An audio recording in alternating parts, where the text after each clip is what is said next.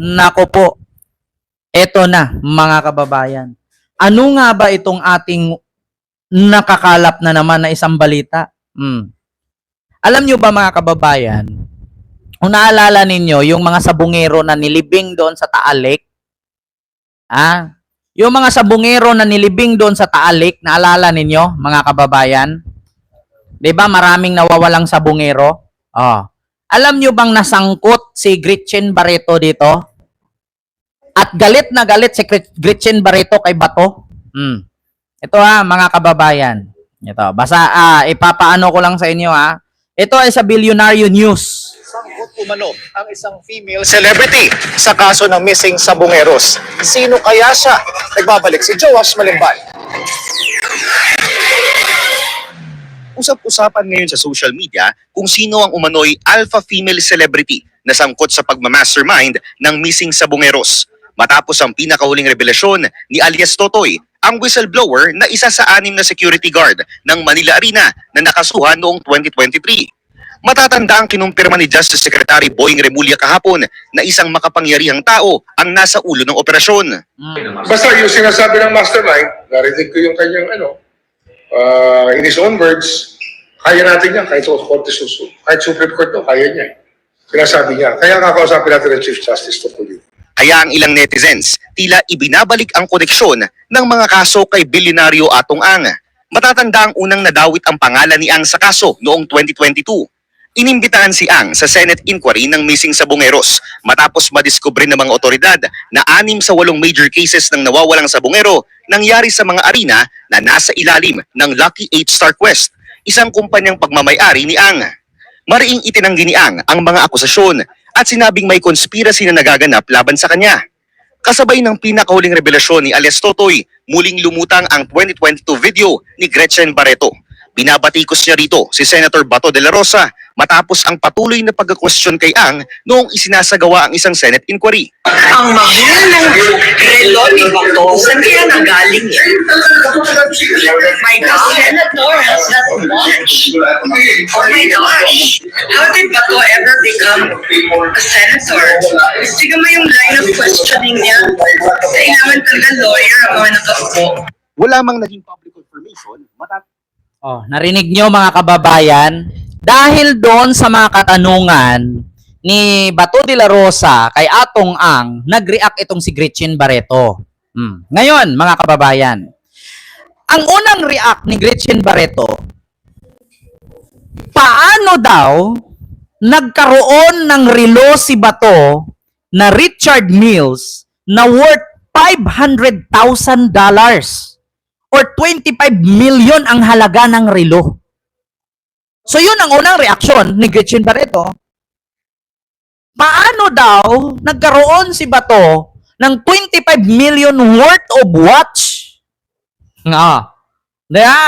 At tignan nyo daw yung linyahan ng question ni Bato kay Atong Ang. Paano daw naging senador si Bato na hindi naman daw ganun dapat magtanong at dapat lawyer ang magtatanong, hindi senador na. Di ba?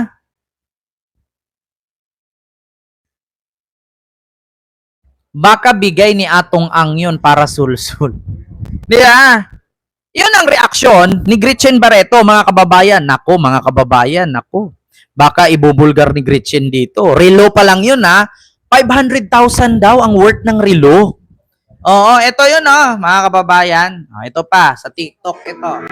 The truth will come out, Bato, soon. Ito ang hirit ni Gretchen Barreto kay Senador Ronald Bato de la Rosa na isa sa mga nakatutok sa investigasyon ng Senado sa pagkawala ng lambas 30 sabungero sa bansa. Sa tawag business, Bato. Stop grandstanding. Just get down to the investigation.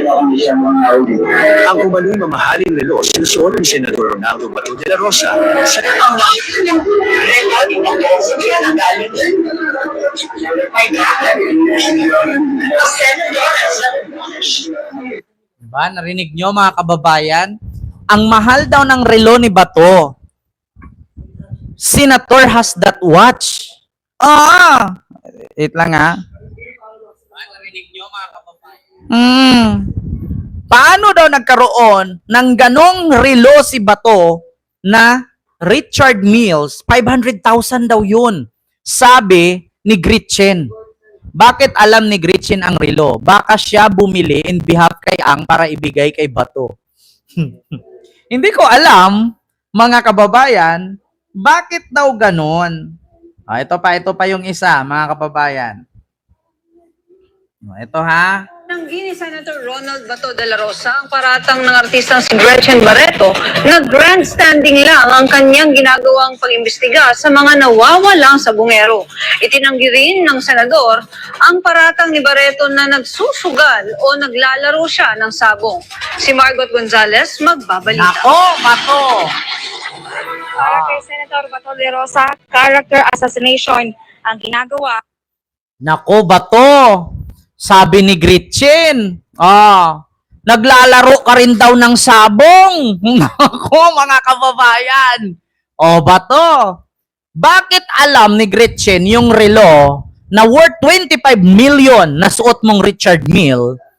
At sabi pa ni Gretchen, naglalaro ka daw din ng sabong? At itinanggi mo pa. Ito na, mga kababayan, ulitin. Tinanggi ni Senator Ronald Bato de la Rosa ang paratang ng artistang si Gretchen. Tinanggi ni Senator Ronald Bato de la Rosa ang paratang ng artistang si Gretchen Barreto na grandstanding lang ang kanyang ginagawang pag-imbestiga sa mga nawawalang sabungero. Itinanggi rin ng senador ang paratang ni Barreto na nagsusugal o naglalaro siya ng sabong. Si Margot Gonzales magbabalita. Para kay Senator Bato de Rosa, character assassination ang ginagawa ni Gretchen Barreto. Get down to business, Bato. Stop grandstanding. Just get down to the investigation. Ang mahal ng relo ni Bato, saan kaya nanggaling yan? My God. A senator has that much. Oh my gosh. How did Bato ever become a senator? Tignan mo yung line of questioning niya. Kailangan talaga lawyer ang mga nakaupo. People, vote wisely. Don't vote. Ito ang naging Instagram story kamag-ilan ng artistang si Gretchen Barreto habang pinanunood nito ang ginawang pagdinig ni Senator Bato de Rosa kasunod ng pagkawala ng 34 na sabongero dahil di umano sa game fixing sa isabong. Noong Lunes, March 21, 2022, napakalagang pagdinig ni Senator Bato at lumabas mula sa mga witness na si Atong ang nasa likod ng pagkawala ng mga sabongero. Si Atong Ang at Gretchen ay magkalapit na magkaibigan. Sinasabi din na si Gretchen ay miyembro ng Team Alpha ng Pitmaster Group na isa sa sabong brand ng Lucky 8 Star Quest Incorporated. Ang Lucky 8 Star Quest Incorporated ay pagmamay-ari ni Atong Ang. Sa Senator Bato sa kabilang banda ay dumepensa sa mga sinabi ni Gretchen. Yung una-una, sabi niya, mahal daw yung relo ko. Bakit siya labang na may karapatan na magsuot ng 85,000 na halaga na tag-viewer na relo? Bato, hindi 85,000 ang relo mo. Richard Mills yon, hindi yon 85,000. Pinagluloko mo ako. Richard Mills yung nakita ni Gretchen Barreto. Si Gretchen pa ba lukuhin mo pagdating sa mga mamahaling bagay? Ang mga suot niyan, puro man mga, mga billion-million ang halaga. How that Bato has a watch like that? Tapos 85,000, tigilan mo nga ako, Bato. Kaya pala sabi ni Bato, sa mga nawawalang sabungero, may alam ako dyan. Pulis ako pero wala tayong ebidensya. Nako, Bato, humanda ka kay Gretchen. Ngayon, nabuhay ulit ang kaso. Bato, eto na. Bakit hindi pala ako pwede? Mahal talaga yun. Mahal yun. Pero sa akin, pero sa kanila, ewan ko kung talagang totoo kung mahal sa kanila yun. Valter rin de la Rosa na hindi siya kailanman naglaro ng sabong. Kaya hindi raw anya totoo na nagkaroon siya ng utang dahil dito. Tapos sabi pa na meron daw akong utang sa... Ayun, sabi niya, may balance daw ako. Paano ako magkakabalas? Never man ako nasusugal. Never man. Naku, Bato. May balance ka. Paano kung maglabas si Gretchen Barreto ng resibo niyan? Yung balance na yan. Paano pag ipakita ni Gretchen Barreto yan? Naku ba to? Sinabi ko sa'yo, uhulihin ka talaga ni General Torre. Bato, sinabi ko sa'yo, wag mong hamonin si Gretchen. Si Chris Aquino nga, nilampaso niyan eh. Yeah. Huwag mong hamonin si Gretchen Barreto, Bato. Kapag inilabas ni Gretchen yung resibo ng balance mo dyan sa online sabong, may utang ka pa daw eh. At paano ka daw nagkaroon ng relo na $500,000 or 25 million ang halaga? Tapos sabi mo 85,000 lang. Kapag si Gretchen Barreto ipinost sa Instagram yan, nga ka. Sabi nga ni Boyeng Rimulya, mabigat na kalaban si Gretchen. Kayang bayaran ng ombudsman. Bigating tao yan. Nako, sabi ko sa iyo ba to? Huwag mong hamunin si Gretchen Barreto. Pag inilabas yung resibo na may balance ka, at pag nag-check tayo ngayon ng Richard Mills, hanapin nga natin yung Richard Mills na yan. Kasi sabi ni Gretchen, wait lang ha. Tanggi ni Senator Ronald Bato de la Rosa. The truth will come out. Tignan nga natin mga kababayan yung relo. The truth will come out. Richard Mills daw na worth $500,000. Makita naman natin kung pareho. Nakita ko yung relo kanina eh.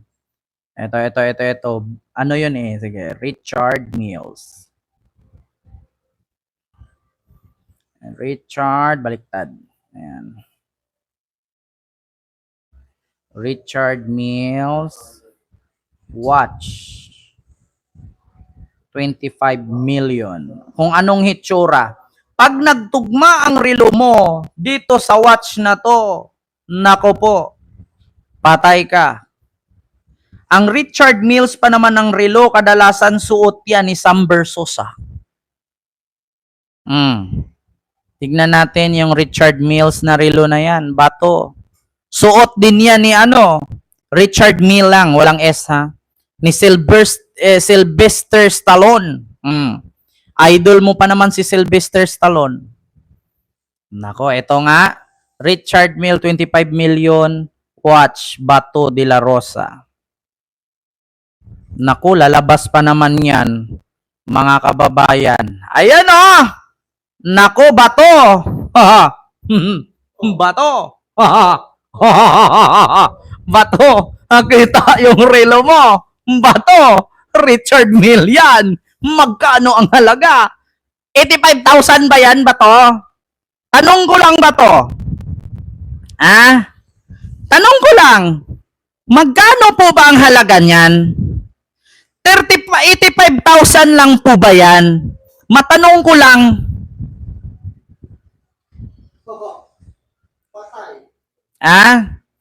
Magkano po ba ang halaga ng relo na yan? Hindi mo naman pwede sabihing edited yan. Kayo lang naman mahilig mag-post ng AI.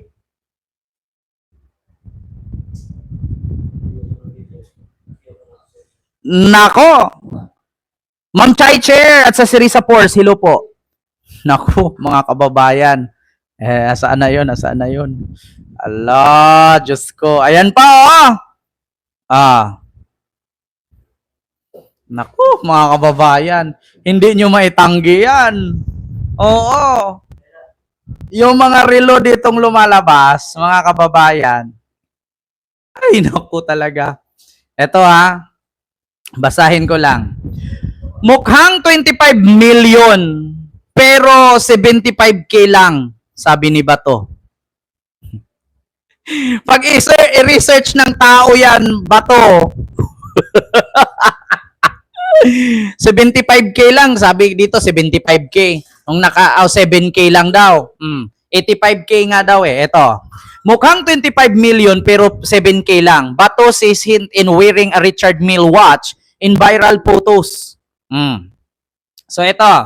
Senator Rodal Bato de la Rosa has denied owning a 25 million wristwatch as claimed by netizen. In Facebook post on Friday, February 21, de la Rosa said the watch was photographed wearing the Senate recently was not for the luxury Richard Mille brand.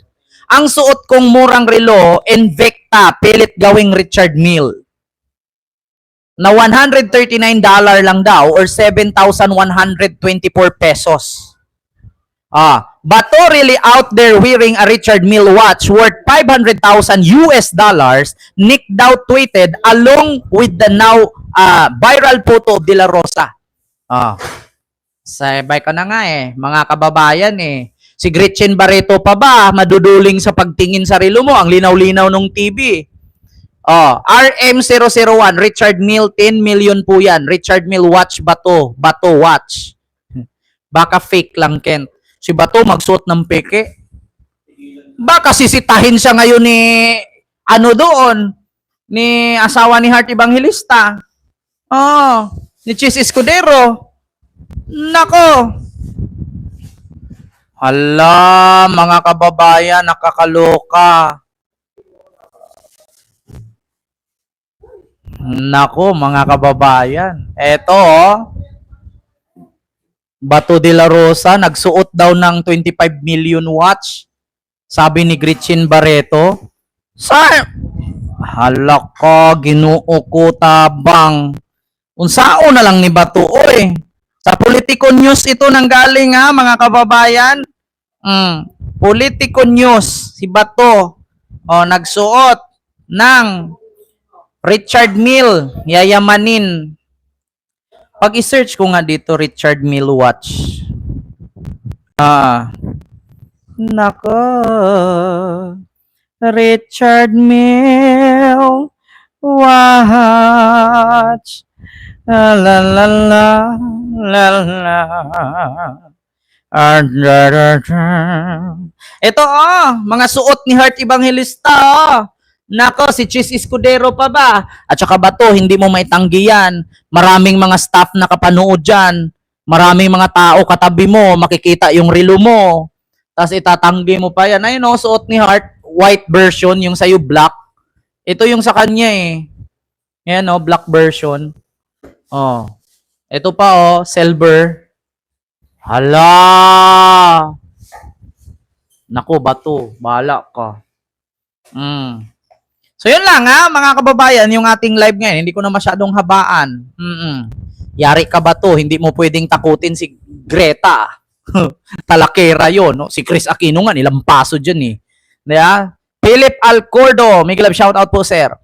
Alam ni Gretchen kung saan galing yung mamahalin niyang relo. How can this be? How could this be? It can be. So yun lang mga kababayan.